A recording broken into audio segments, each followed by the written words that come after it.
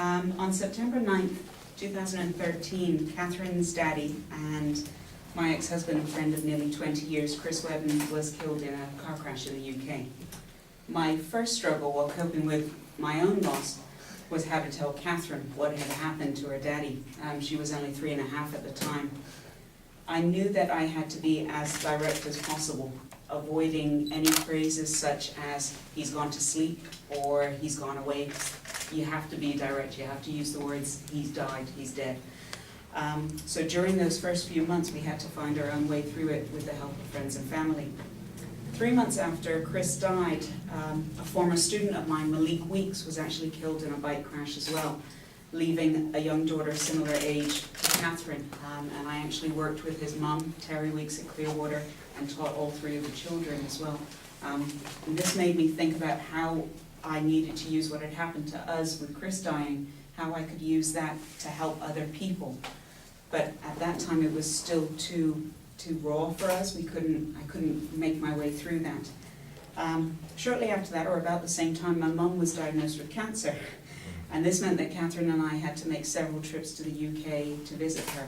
And on one of those trips in July 2013, I met PC Phil Hanhan of the Thames Valley Police. And he was the family liaison officer connected to Chris's crash, and he was actually on site as soon as the crash happened. He was there with Chris before they got him out of the car, and he also helped Chris's parents through the court case and the investigation, so he was quite close to us. He actually was the person who gave us the books, and when I got them I was like, wow, something like this actually exists, because up till then I had absolutely nothing to help me with her. So I was so excited that these books actually existed. There are many reasons why I'm such a fan of the books. They are really colorful. They give children a chance to write things in there. There's a space for them to put the pictures. There's a space for them to write their favorite memories, to keep them alive. But they're also very, very realistic without them being too graphic. One of the things that we came across was that Katherine was very curious, as all children this age are. She had an awful lot of questions about what happened to Chris, very hard questions. And this book gave us something that we could read through together. And there's also a guidebook that goes along with it for parents. For me, this was the concrete resource that was missing during our first few weeks and months, and I knew that this was the thing that I had to have something good turn out of Chris's loss, and this was it. Once I realized that we could use this in Bermuda, I had to find funding for it, for the cost of the books and for the shipping. And within hours, and I mean hours, Colonel Brian Gonsalves came forward from East End Telecom and said, yeah, absolutely, we can do it. And it's been maybe 6 weeks, and they're here on the island ready to give out. My next project is to bring out, there's a more general book, not just someone who's died in a road accident, but losing someone that you've loved, and it's more general. That's my next project, and I'm in the process of finding funding for that one, and hopefully going to have those out in the schools for the counselors to use, because so many of our young people deal with loss, and there just isn't a resource here. So for us, it's about showing people that we can be brave, yes, that we can be brave, and that we can help other people even though something bad has happened to us, isn't it? Yeah, that's right. All right, so that is me. So I think I'm going to pass it over to me.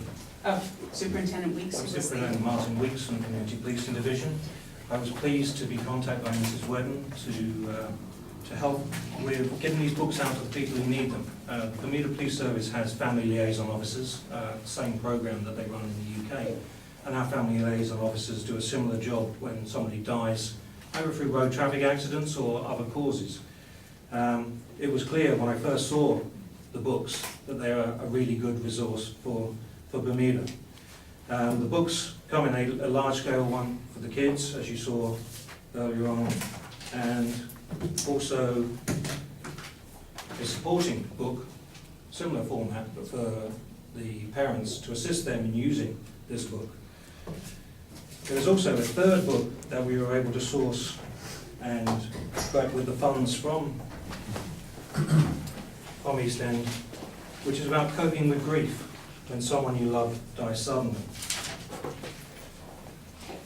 That one is for anyone who suffered the shattering experience of a loved one dying suddenly. It aims to help people understand emotions and feelings commonly suffered and provides straightforward advice on how to cope and who to help you cope. The one for the children is about honest discussion. It's a really well put together book, and there will be some up the front here for anyone who wants to have a look at them after this press conferences.